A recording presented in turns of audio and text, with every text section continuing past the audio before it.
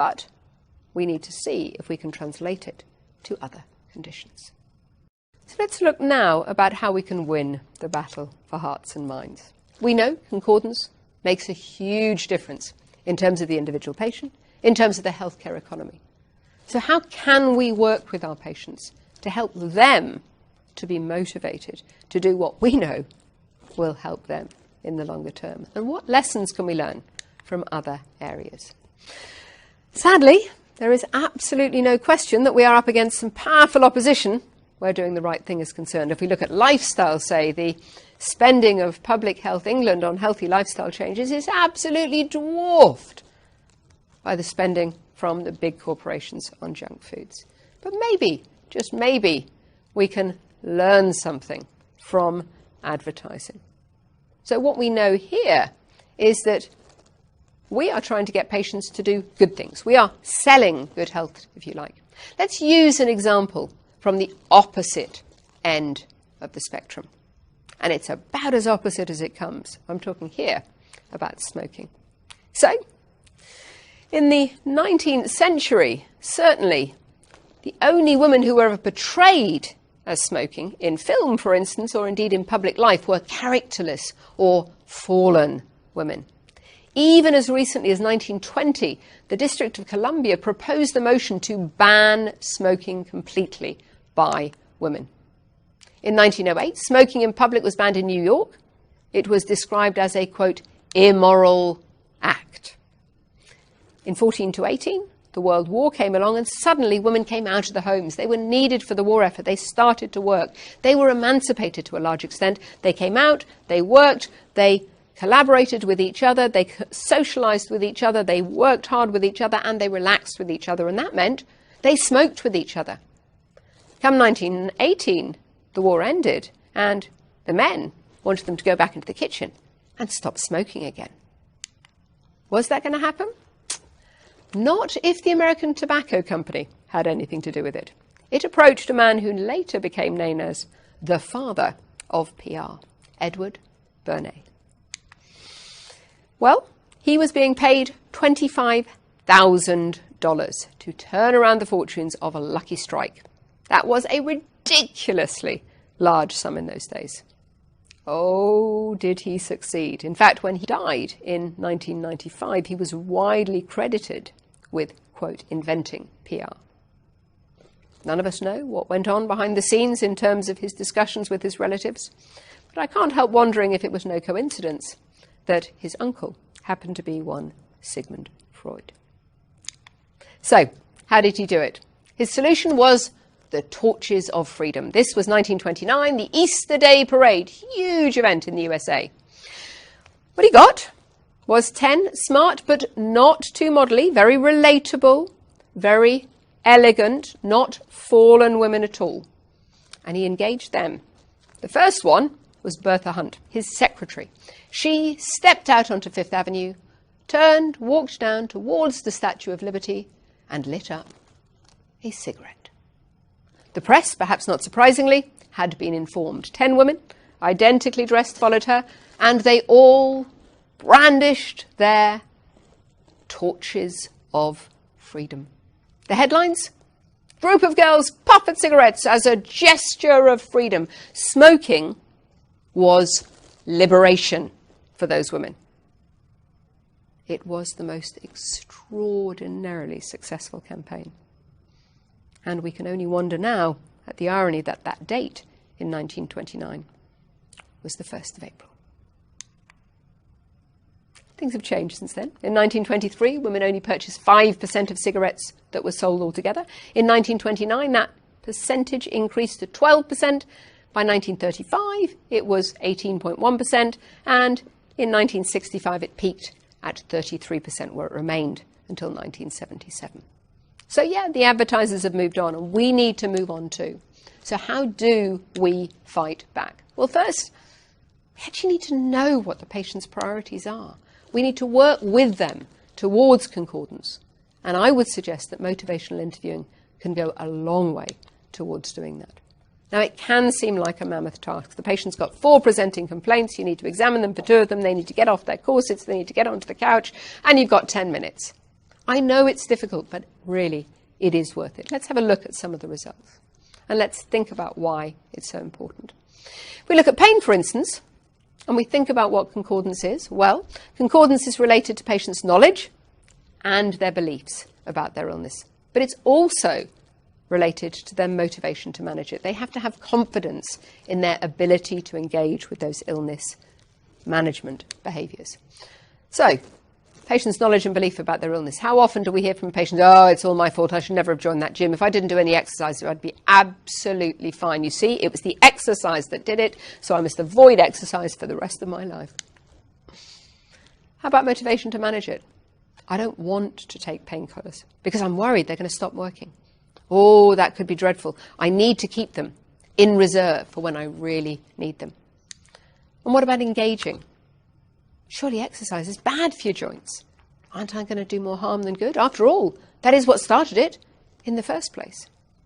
We need to work out where in their mind those factors are interplaying.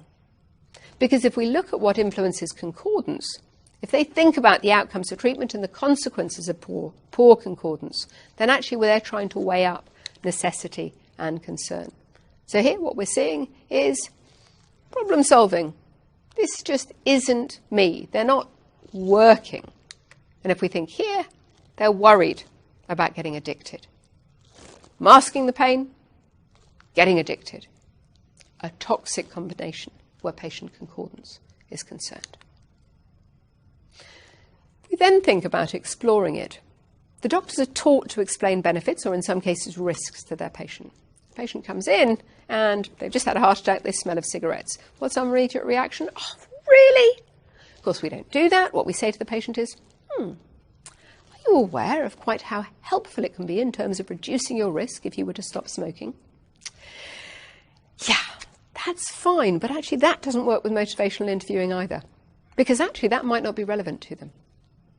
All of this makes perfect sense. When I'm pain-free, I'm a better person, I'm better at my job, I'm a better friend, a better partner. All of those things are relevant, but actually none of those may be the patient's motivators.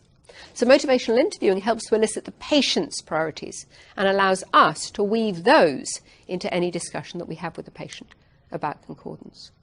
Now, most of the work that's been done in motivational interviewing has been done in myocardial infarction or in weight and lifestyle management, perhaps with type 2 diabetes as well. It doesn't work always. Here we have a very good example where motivational interviewing was employed in a group of patients who were overweight. They were trying to get them more physically active. They were trying to get them to lose weight. A modest weight loss, 5%. It did work in terms of helping patients to achieve their weight loss gains, but it did not work in terms of increasing physical activity. So it may need to be adapted, but it really is a start. So how do we think about starting it? Well, the first thing to do is to respect the patient's ability and responsibility to determine what is best for them, given the proper support and guidance. We need them to make the decision, because only if they've made the decision are they really going to stick to it. We're not there to persuade them. We're there to state the facts clearly and objectively. Scaring is not an option. Ambivalence, really important. We'll come on to that in a minute, because actually the patient being ambivalent means that if they're ambivalent when they're with you, they're much, much more likely to tip over towards the negative side once they leave. So it's their job to articulate that they're ambivalent, why they're ambivalent, and it's your job to use statements and to use what they've given you to move that round. So you want to resolve the ambivalence, but you want to use what they've given you to do it. So let's think about some of those processes. For instance, here we're going to be looking at open questions. There is no, are you taking your tablets? That is about as closed a question as it can be, because of course the patient is going to say, yes, duh. Tell me about. How do you feel about? Reflect what the patient has said to you. You said just now that you were feeling so-and-so. Tell me about that. Likewise, summarising. What I'm hearing you've said to me so far is, would you like to tell me how I've got it wrong, or where that sounds to you? In terms of the principles, when you're faced with ambivalence, roll with it. Explore. Don't try and persuade. You reflect their ambivalence. it sounds as if you're not sure about. Tell me about that. If they apologise, and of course there are going to be times when they do apologise, then we're not there to say, you're a bad person. You respect their autonomy, but what we're there to do is to find a way around it. So when the patient says, yeah, I know I should have done so-and-so and I haven't, I know I said I was going to lose weight, actually, the response to that was, lots of patients I see struggle with losing weight. Shall we have a think about what that might be in your case? So don't belittle them. Don't why your patients, why have you, why haven't you? This is about statements, not about questions. From where I'm sitting, I see this. Tell me about that. You sound as if you might have difficulty. You sound as if it would be really important to you. Or you sound concerned about. How do you feel about? Look for the positives. It's great that you've done that. Tell me about that. So what is patient change talk? You get them to recognise the problem. Really importantly, you know the problem's there. They need to as well. You show concern about the problem. You get them, you work with them to commit themselves to change, and they need to believe that change is possible. So in summary, you roll with resistance, you express sympathy, or I like to say maybe empathy here. You know, you can say, yeah, I feel sorry for that, but actually I know how you feel is even better. You avoid argumentation, really importantly. It will not work. You may feel that you've won in the consultation. Believe me, 5 minutes later, they're out of there. They're just not coming back again. You develop discrepancy. You help the patient to understand where their behaviour is at odds with their goals. So that's the real key. It's their goals, but you need to make your goals their goals. You support them, of course. You find the positives. And in summary, we know that if you don't take your medication correctly, it can have a huge knock-on impact. We also know that chronic pain is an even bigger problem than other long-term health conditions, such as type 2 diabetes. We know that actually those two are remarkably similar. Chronic pain, patients are in pain. You'd have thought the pain relief would be taken. But no, it seems that actually, even with chronic pain, between a third and a half of medications are not taken correctly. Of course, tolerability improves concordance, but actually, so do health beliefs. And we need to address false beliefs about treatments. They're very important. Motivational interviewing is a really effective way of addressing poor concordance.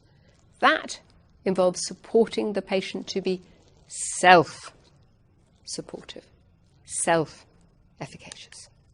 Are we shifting the balance of power? Can we trust our patients? Well, I think there have been lots of concerns, perhaps among the older generation of doctors, but the younger ones coming in over recent years have been very much taught, and we live with the idea that the patient is in charge. There are times when actually you need some guidance as a patient. I was phoned yesterday by a friend whose daughter had been told that their baby had stopped growing, and they had two choices. They could either have a scan in a week or they could come in for induction. And they basically were left with the decision. And her view was, I don't want to decide. I want someone to tell me what to do. And my response was, we're all trained to give the final decision to you. But actually there are times when what you need is for someone to say, it's your decision, but if it was me. So I like to think of it as a win-win situation. Thank you.